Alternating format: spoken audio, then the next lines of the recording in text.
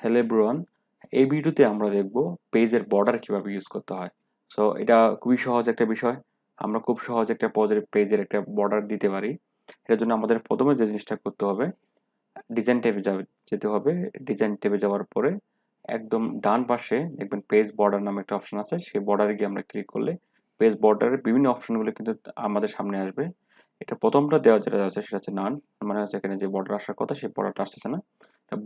Box আকারে আমরা যদি কোনো যে বক্সের বিভিন্নগুলো অপশন আছে, আমরা যদি বক্স হিসেবে বক্সের মতো করে যদি কোনো পেজ বর্ডার দিতে চাই, তাহলে বিভিন্ন ধরনের অপশন আছে, সেই অপশন থেকে একটা বাছাই করে নিলে কিন্তু আমরা পেজ বর্ডার দিতে পারি। যেমন আমরা দিলাম হচ্ছে এই অপশনটা আমরা বাছাই করে নিলাম। তারপর এখানে অপশন আছে আপনি কিভাবে দিতে চান, উপরে, নিচে, বাম পাশে, ডান পাশে। তো আপনি যেভাবে চান না কেন সেভাবে কিন্তু আপনি দিতে পারবেন। আপনি যদি উপরটা অফ করে দিলেন, উপরে কোনো বর্ডার আসবে না।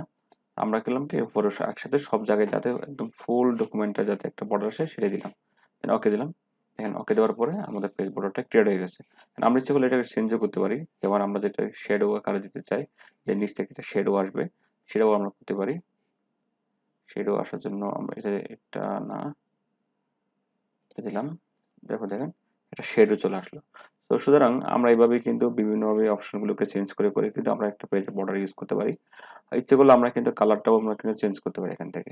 আমরা যে পেজের বর্ডারটা দেবো সেটা হচ্ছে ব্ল্যাক। ব্ল্যাক দেওয়াতে একটা সুন্দর লাগতেছে। আমরা যদি ইচ্ছা হয় যে আমরা আসলে এটাকে কালার চেঞ্জ করব, আমরা কিন্তু কালার চেঞ্জ করে কিন্তু অপশনটা দিতে পারি। এবং আমাদের আবার ওয়েটটা আছে, ওয়েটটাও আবার আমরা চেঞ্জ করতে পারি।